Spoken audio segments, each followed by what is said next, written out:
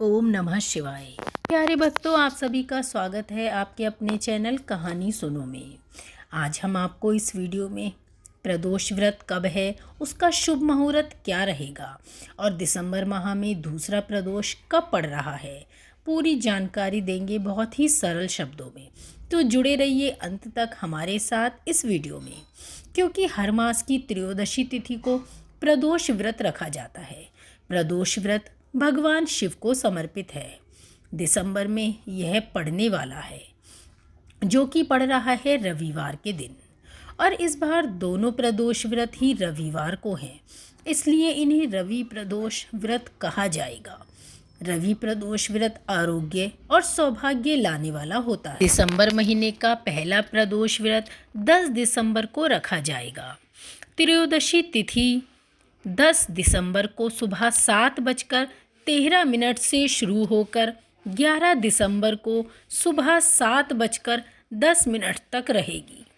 प्रदोष काल में शाम 5:24 से 8:08 तक पूजा का शुभ मुहूर्त है। वहीं दिसंबर का दूसरा और आखिरी प्रदोष व्रत है 24 दिसंबर 2023 रविवार को। पंचांग के अनुसार मार्गशीर्ष मास के शुक्ल पक्ष की त्रयोदशी तिथि 24 दिसंबर की सुबह 6:24 से शुरू होकर अगले दिन 25 दिसंबर को सुबह 5:54 तक रहेगी। प्रदोष व्रत पूजा के लिए शाम 5:30 से रात 8:14 तक ही पूजा का मुहूर्त है। प्रदोष व्रत का महत्व दिन के अनुसार ही होता है। रवि प्रदोष व्रत आरोग्य और सौभाग्य का प्रतीक है।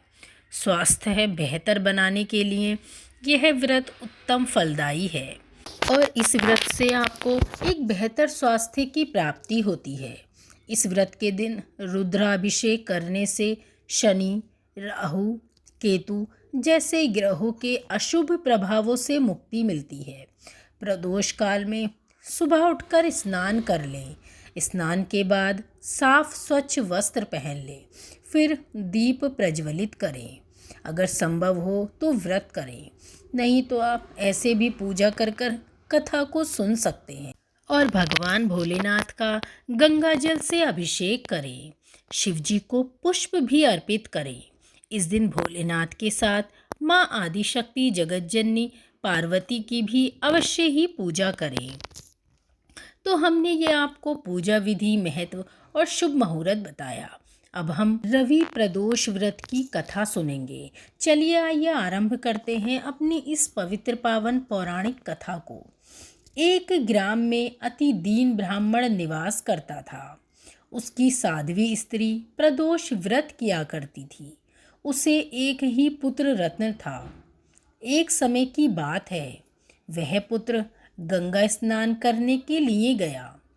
दुर्भाग्यवश मार्ग में चोरों ने उसे घेर लिया और कहने लगे कि हम तुम्हें मारेंगे नहीं, तुम अपने पिता के गुप्त धन के बारे में हमें बतला दो।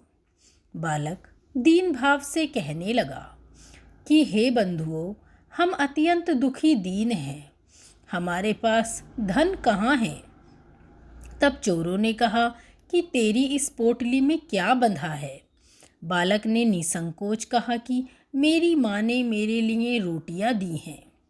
यह सुनकर चोरों ने अपने साथियों से कहा कि साथियों, यह बहुत ही दीन दुखी मनुष्य लगता है और हम और किसी को लूटेंगे।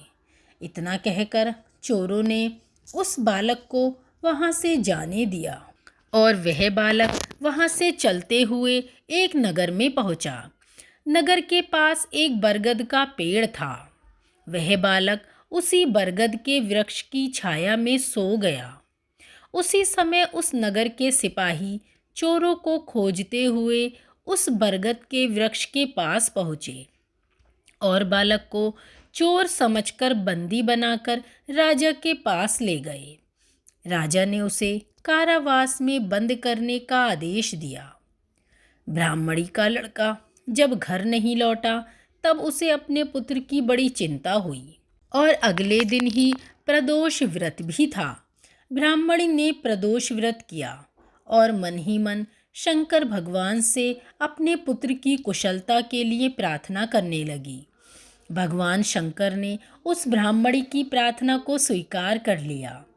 उसी रात भगवान शंकर ने उस राजा को स्वप्न में आदेश दिया कि वह बालक चोर नहीं है, उसे प्रातःकाल छोड़ दे, अन्यथा तुम्हारा सारा राज्य वैभव नष्ट हो जाएगा। प्रातःकाल राजा ने शिव जी की आज्ञा अनुसार उस बालक को कारावास से मुक्त कर दिया। बालक ने अपनी सारी कहानी राजा को सुनाई। राजा ने सारा वृतांत सुनकर सिपाहियों को उस बालक के घर भेजा और उसके माता पिता को राज दरबार में बुलाया। उसके माता पिता बहुत ही भयभीत थे। तब राजा ने उन्हें भयभीत देखकर कहा कि आप बिल्कुल सही सलामत हैं, आप बिल्कुल भी भयभीत ना हो, आपका बालक निर्दोष है। राजा ने ब्राह्मण को 5 गांव दान में दिए, जिससे वे सुखपूर्वक अपना जीवन व्यतीत कर सकें। इस तरह ब्राह्मण आनंद से रहने लगा। शिवजी की दया से उसकी दरिद्रता दूर हो गई। अतः जो भी मनुष्य रवि प्रदोष व्रत को करता है वह सुखपूर्वक और निरोगी होकर अपना पूर्ण जीवन शिवजी के आशीर्वाद में ही व्यतीत करता है। जय श्री हरि। ओम नमः शिवाय।